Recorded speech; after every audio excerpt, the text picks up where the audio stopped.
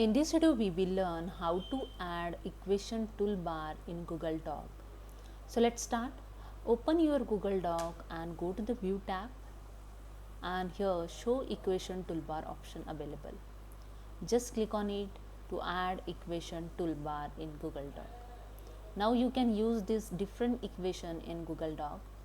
Just click on the new equation, and here you can see now you can use these different types of equation. So Greek letter, then miscellaneous operations and the relations, math operations, arrows.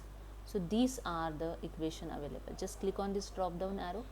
You can see the different arrow here available. Same as for math operation, you can see here. You can use the math operation equation also. Okay. So these are the you can use to create your new equation. So hope you understand. If you like this video, please subscribe my channel. Thank you so much.